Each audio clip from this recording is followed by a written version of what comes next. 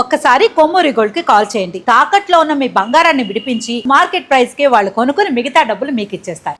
గురుగారు, ఈ ఏడాది పూర్వభద్ర నక్షత్రం వారికి ఎలా ఉండబోతుంది అంటారు? పూర్వభద్ర 3 పాదాలు వచ్చి కుంభరాశిలో ఉండటం అనేది ఉంటుంది.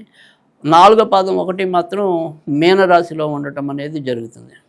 అయితే ఇక్కడ కుంభరాశిలో ఉన్న ఏదైతే మనకి పూర్వభద్ర నక్షత్రం ఉందో ఆ నక్షత్రం వాళ్ళకి మాత్రం ఈ సంవత్సరం కొంత ఒడిదుడుకులు ఎదుర్కోవటం, అంటే ముఖ్యంగా ఆరోగ్యపరంగా ఏవో రకమైన చికాకులు వస్తూ ఉంటాం.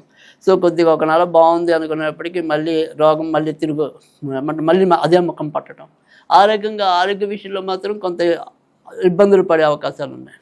కానీ ఆర్థిక స్థితిగతులు మాత్రం మీనరాశితో పోలిస్తే మాత్రం ఖచ్చితంగా కుంభరాశిలో ఉన్న పూర్వభద్ర వాళ్ళే సౌఖ్యాన్ని అనుభవించడం అనేది జరుగుతుంది. ముఖ్యంగా ఎప్పుడైతే గురుడు జూన్ నుంచి వీళ్ళకి 6వ ఇంట్లో వస్తాడో అప్పుడు వృత్తి ఉద్యోగాల్లో కూడా చక్కటి ప్రాస్పరిటీ లభించడం అనేది ఒకటి. తర్వాత ఇతరులతో వీరి యొక్క సంభాషణ చాతుర్యంలో కూడా స్కిల్స్ పెరగటం అనేది, అంటే కమ్యూనికేషన్ స్కిల్స్. సో ఆ రకమైన నైపుణ్యాన్ని కూడా పెంచుకోగలగటం. అంటే సాధారణంగా ఏదైతే ఈ కుంభరాశి అనేది ఉంటుందో వాళ్ళు ఫస్ట్ వెంటనే అందరితో కలవడానికి కొంత షై ఫీల్ అవుతారు, లేదా మొహమాటం ఉండొచ్చు. కానీ ఈ ఏడాది ఏంటంటే మాట్లాడిన 4 మాటలు కూడా అవతల వాళ్ళకి ఆర్ట్ఫుల్గా అది రీచ్ అవ్వటం. సో దానివల్ల వీళ్ళు పనుల్లో చాకచక్యంగా ముందుకెళ్ళటం అనేది సాధ్యమవుతుంది. వైవాహిక జీవితం ఎలా ఉందంటారు? ఇది వైవాహిక జీవితానికి వచ్చేప్పటికి ఏంటంటే ప్రస్తుతం కుంభరాశిలో లగ్నంలోనే రావు ఉండటం, 7వ స్థానంలో కేతు ఉండటం అనేది ఒకటి.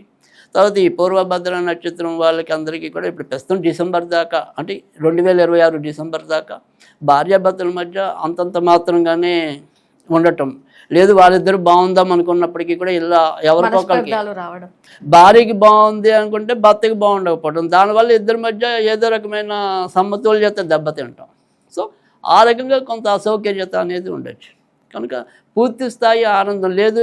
ఒక్కోసారి ఇప్పుడు వాళ్ళిద్దరు కూడా ఎంప్లాయీస్ అనుకోండి, ఒకళ్ళు ఒక చోట పని చేయాల్సిన పరిస్థితి, లేదా ఒకళ్ళు ఒక షిఫ్ట్ ఇంకొకరికి ఇంకో షిఫ్ట్. సో దానివల్ల ఇద్దరికి కూడా సరైన సంయోగం అనేది ఉండదు. సో ఆ రకంగా ఉండే పరిస్థితులన్నీ కూడా ఇంచుమించు డిసెంబర్ దాకా ఉంటాయి. కానీ డిసెంబర్ తర్వాత నుంచి మాత్రం చక్కటి ఆనందాన్ని అయితే కనుక ఆ భార్యాభర్తలు సంతోషంగా అనుభవించడం అనేది అయితే ఉంటుంది. ఈ పూర్వభద్ర నక్షత్రం వారు ఎలాంటి రత్నాన్ని ఉపయోగిస్తే మంచిది అంటారు? పూర్వభద్ర నక్షత్రం సాధారణంగా చెప్పేది అయితే కనుక కనకపుష్యరాగం చెప్పడం అనేది ఉంటుంది. అయితే ఈ ఏడాది విడిగా జాతకరీత్యా కూడా వీళ్ళకి కనకపుష్యరాగమే మరింత మంచి ఫలితాలు ఇవ్వటం అనేది అయితే ఉంటుంది.